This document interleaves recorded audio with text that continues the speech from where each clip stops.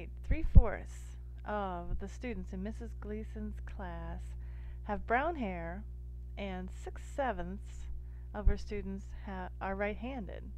If Mrs. Gleason's class has 28 students, what is the smallest possible number of students that could be both right-handed and have brown hair? Oops. Alright, well, my hint to you on this one would be to use a Venn diagram.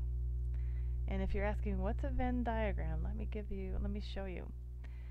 You can represent sets of objects or things, or in this case students, by circles. Okay, I'm not good at circles, and where this circle represents the students with brown hair. Alright, so I'm going to label this brown hair. Okay, and this circle represents the students who are right-handed. Alright, and this overlapping part is the set of students that are both right-handed and have brown hair, which is what we're looking for. We're trying to find the smallest possible number of students that could be both right-handed and have brown hair. So we're looking for this set of students, or some kind of limits on this set of students. So I'm actually going to define a variable, x, to be the number of students with brown hair and who are also right-handed. Okay? We don't know that number, but let's pretend like we did know that number. Okay? So that kind of gets you started. And I can also draw a box around this whole thing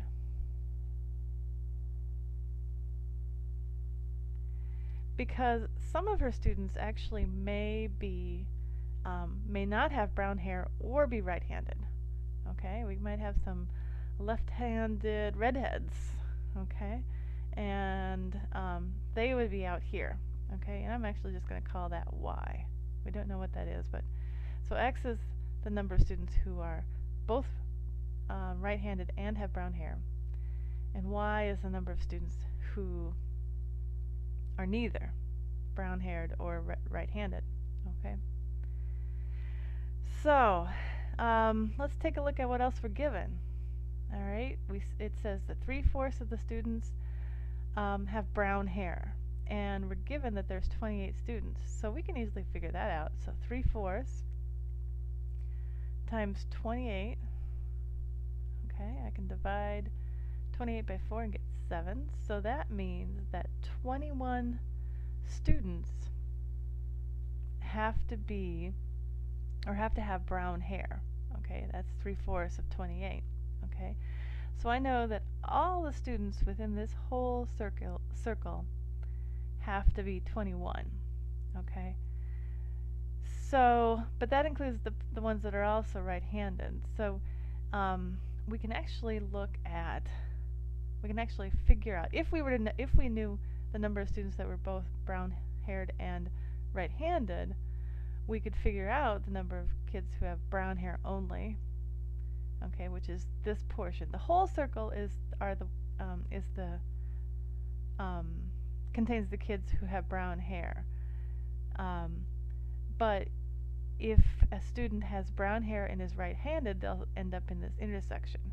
And if they're only have brown hair and say they're left-handed or ambidextrous, or maybe, who knows, maybe they write with their toes. So if they're not right-handed, but they have brown hair, they would be in this portion of the circle. Okay, so I could actually write this portion of the circle would be 21 minus x. Okay, so if we took 21 and subtracted the number of students who were in the intersection, we would have the number of students who had brown hair but were not right-handed. Okay. Alright, so that takes care of the brown hair. Let's take a look at, it says 6/7. Alright, I'm going to write 6/7 of her students are right-handed. So 6/7 of 28, we can calculate that. I can divide 28 by 7 and get 4. So I know that 24 students are right-handed. Alright, so by the same logic here we can figure out how many students are right-handed but not brown-haired by taking 24 minus x. And if we were to add all of these up, we would get all the students who are who either have brown hair or are right-handed or both. Okay, but to get all of our students, we'd have to add in y, because there might be some students who are neither brown-haired or right-handed. Okay, so this is our red-headed left-handed kids. All right, so let's go ahead and do that. Let's add all of these up.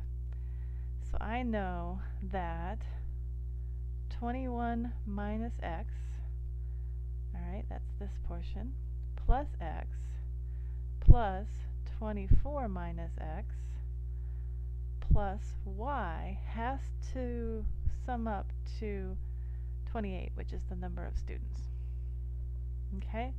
Well, I've got a bunch of x's here. Now, obviously, if I take negative x and I add x, that's 0. So I can actually just cross those out. And so what are we left with? We've got 21 and 24, that's 45. So we have 45 minus x plus y is equal to 28. So I'm actually going to subtract 28 from both sides because I like positive numbers. And if I subtract 45 from both sides, then I'll get a negative. So I'm going to subtract 28 from both sides. Alright, I'm also going to add x to both sides. Alright, that'll move the x over to the other side. So on the right-hand side, we'll have 28 minus 28, which is 0. So we'll just end up with x over here. And minus x plus x, that's just 0. We can get rid of that. Let's see, 45 minus 28. I believe that's 17. And then we have this y. Okay? So x has to be equal to 17 plus y. Alright? So, and x is what we're looking for. We want, x is the number of kids that have brown hair and are right-handed. Okay? So what is going to give us the smallest possible number of students in that intersection? The smallest x. Well, I know that all of these numbers have to be positive numbers because we can't have a negative student. Okay, so y has to be positive.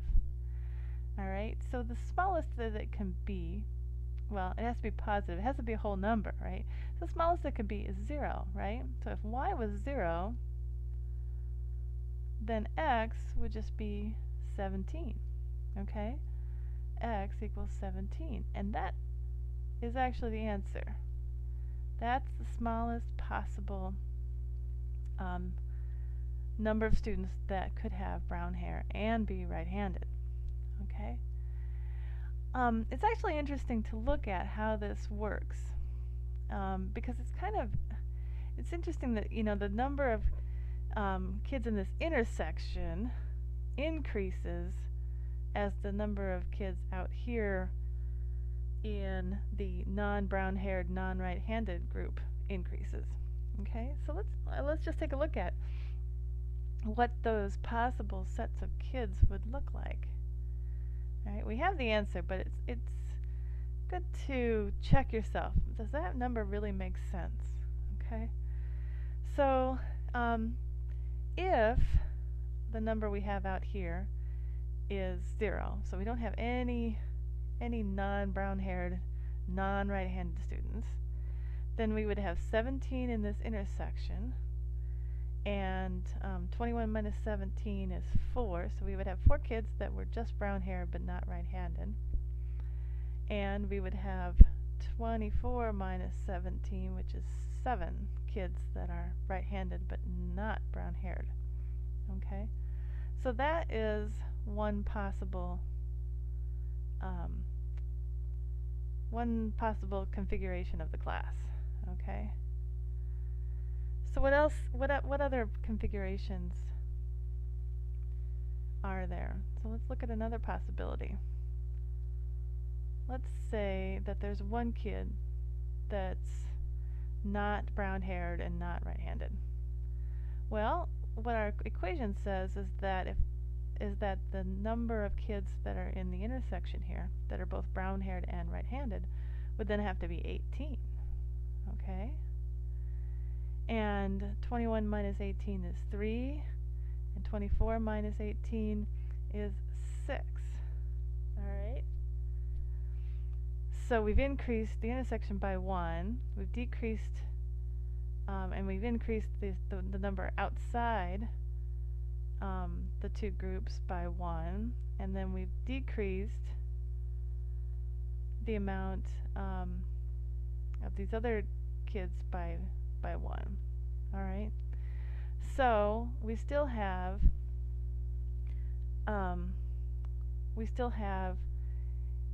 18 plus 3 is 21 kids who are brown-haired, and we have 18 plus 6 is 24 kids that are right-handed.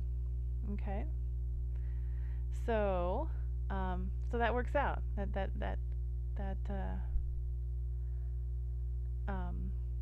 We get the right ratios, right? It's not the smallest, right?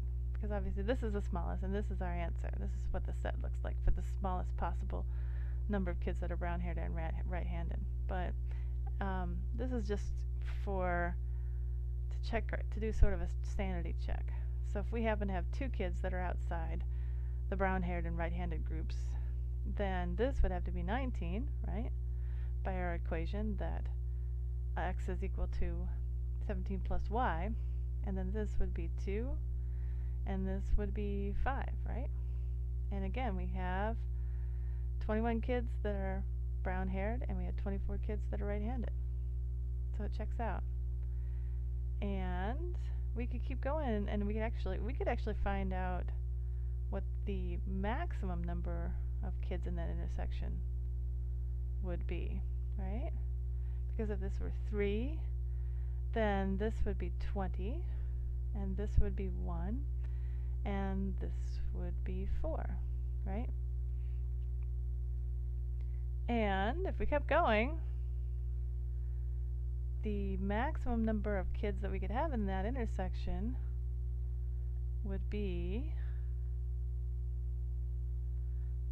21 kids in the intersection, no kids that are brown-haired but not right-handed, and this would be 3 kids who are right-handed but not brown-haired, and we'd have 4 in the outside group. Okay? So if we were asked what the maximum number of kids is that are right-handed and brown-haired, would be 21. So I just think it's interesting to see the pattern of the numbers and how they work out for all the various possibilities for the different ways of arranging the kids. Okay? But this is our answer. Our answer is 17. So, there you go.